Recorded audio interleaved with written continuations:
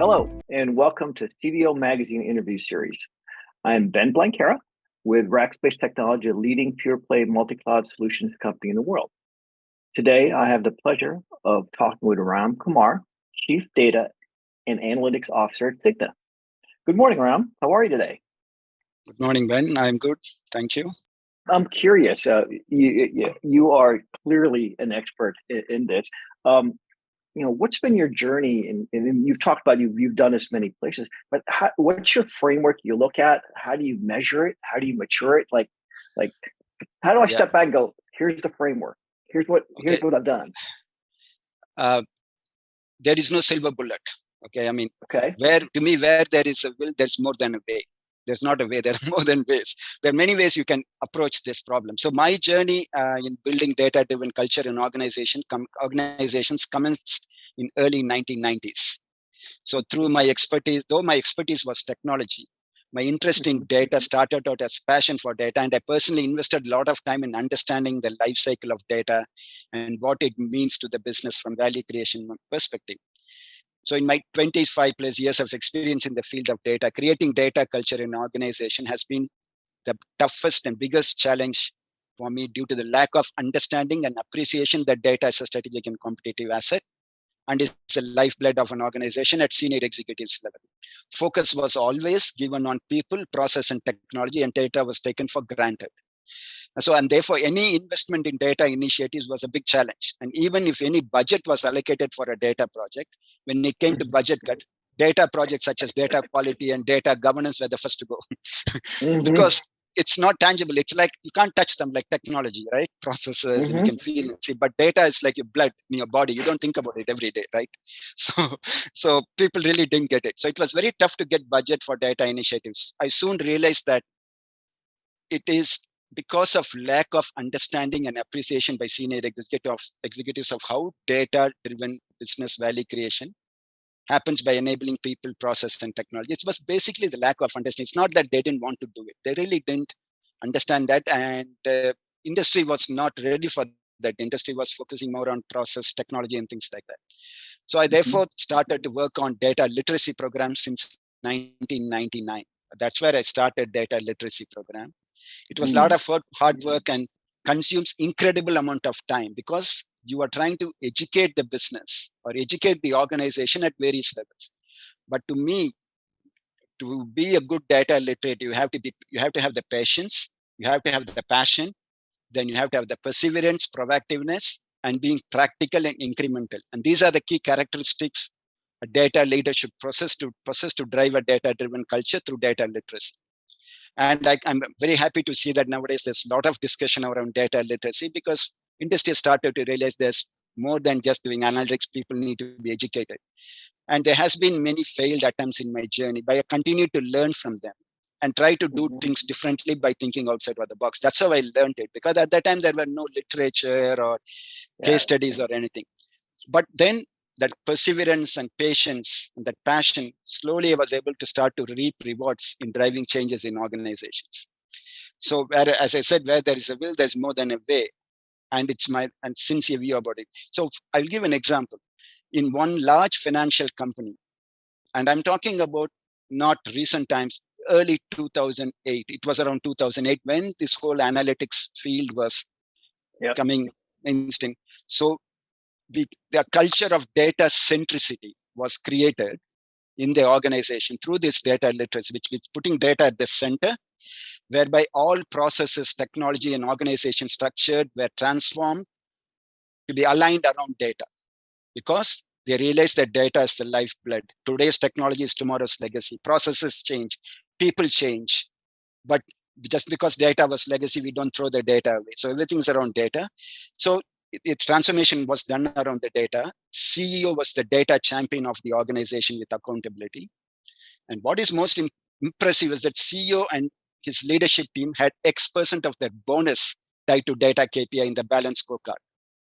It's unheard of in the industry, even now.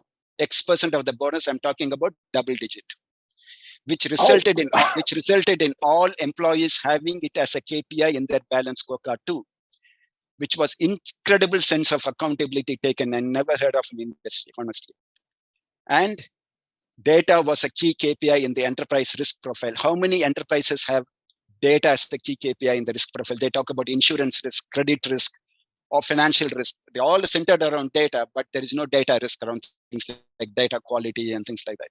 And more than that, data quality was branded. It had its own brand, and data quality by design culture was introduced because they believed that you might have the best process, best people, best technology, everything best. But if the underlying data that touches people, process, and technology is garbage, you're going to get garbage. They realized that. So a data quality by design culture was introduced. Data quality was measured, and individuals and divisions were rewarded for data quality, like annual awards, cash rewards for staff entering quality data. More than that, data discount program was introduced to partners and customers, which means by customers giving good data, there was discount in premium. Agents, brokers giving good data, there was increase in commissions. And so the benefits of, and also the benefits of data-driven value were measured and recorded as part of P&L. And data literacy program was part of every employee's annual training program, like the enterprise training programs such as Code of Ethics, data security, anti-bribery. Data literacy program was introduced. So everyone has to sit through that program, even CEO, to understand what is data, what is information, what is wisdom, all those things. So that was a classical use case, one of the best in industry at that point in time. I'm talking about 2008, 2009. So to summarize that, my view is that data culture initiative is not a project, but it's a cultural transformation journey with no end date. There is no silver bullet to build data culture. It requires people, process, and technologies to work together in an integrated manner to make it happen. So to your last point on how do we mature data culture, one must first understand the current state of data culture in the organization. There are many data capability maturity model frameworks in industry. You just pick and customize what works for you and do an assessment. This will give you an idea of the current state, the gaps, and what needs to be done to address the gaps, and importantly, prioritization of addressing the gaps, keeping in mind value creation for the business. You can't apply a big bang. So because you got to show quick wins and use that as a tonic to move forward. And define your data strategy with the support of your business leaders to address the gaps, supported by an execution roadmap, which is not a big bang, but done in incremental manner. Then have clearly defined KPIs to measure progress and then implement the roadmap. Then regular data capability maturity assessment should be part of the roadmap to track progress. And it's not that, okay, I have a roadmap, 1 year roadmap. No, you should do a regular review, which I do that even now. I do a regular review, quarterly review of my roadmap to make sure I'm still in alignment with business priorities. So to me, I mean, this is again my view. To me, what is my benchmark to say that the organization has a true data-driven culture? So I use this quote, quote by Admiral Mary Hopper, who invented COBOL. And she said this in 1965. I use this as a benchmark for data-driven culture. She said, someday on the corporate financial balance sheet, there is an entry that reads information or data. For in most cases, the information is more valuable than the software and hardware that processes it. I'll be looking for that as well. That is a great quote. When it shows up on the balance sheet, you know you've arrived. That's fantastic. That is fantastic. I'm curious with this case study, the benchmark case study. Like, what did you do to get the CEO and the board to say, let's take this seriously? I would say I spent close to, I don't know, more than 100 hours educating them constantly. Whenever I get chance, sit in business priority meetings, bring data subject as a discussion and how data can help them in defining business priorities, quoting them on how data-centric organizations do that. For example, Google's and others, Amazon, others, their whole products are built around data, not by looking at technology. They use data as a way of defining new products and then enabling through technologies and supporting processes and supply chains. When they are able to do it, what about brick and mortar companies like us, huge and rich data sets? We don't use them properly, effectively. Think like that. So putting data at the center and trying to have things around that makes it much easier, because as I said, today's technology is tomorrow's legacy. As processes change, people change, but data is there. So it's like a gold nugget. The more you dig into that, the more value you get out of it. So that getting them their mindset, make them understand what it means and what are the art of possibilities by thinking in a different way, that really helped. In fact, when they were defining business strategy, we first had the data strategy before they defined the business strategy, because based on the data strategy, they define what the business strategy should look like. Very different thinking. That is that is Yeah. much different thinking. You start out, what's your asset and what's the possibilities, and then Yeah. create your business strategy. Yeah, showing them art of possibilities. That's what it is. Art of possibilities with data. That's fantastic. So it sounds like you have done a phenomenal job of helping to cast a vision that others can get on board with about the possibilities.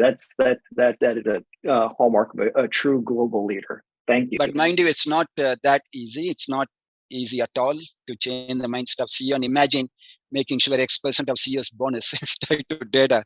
I mean, you know what it means. It's not a joke. I mean, it's not easy. You know that. Oh, But still, the CEO was the data quality champion. He used to send emails around the importance of data quality and being persistent about capturing good quality data. And he was ready to invest more money in capturing good quality data because he knows that ROI is X times more by doing that. Right. So you can prevent lot of transformation programs. You can prevent all the change in technologies. You don't tie up to particular technology. You keep your data independent of technology. So quite a very differentiated and innovative thinking. that's, oh my gosh. You're based in Singapore, Ram?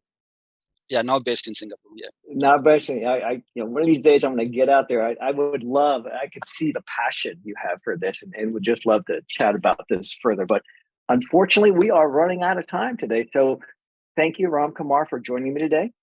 Please visit CBO. Oh, well, Ram, any last words for our audience before I close? No, I mean, I really appreciate the time given by CDAO magazine. And again, these are all my views. I'm not saying that I'm perfect and it's the best view. It's my experience I'm sharing. And one thing the audience should be mindful of that is one size doesn't fit all. So it depends upon your company priorities and things like context and things like that.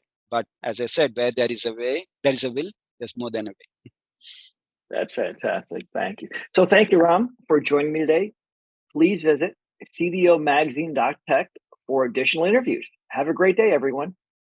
Thank you very much. Bye for now.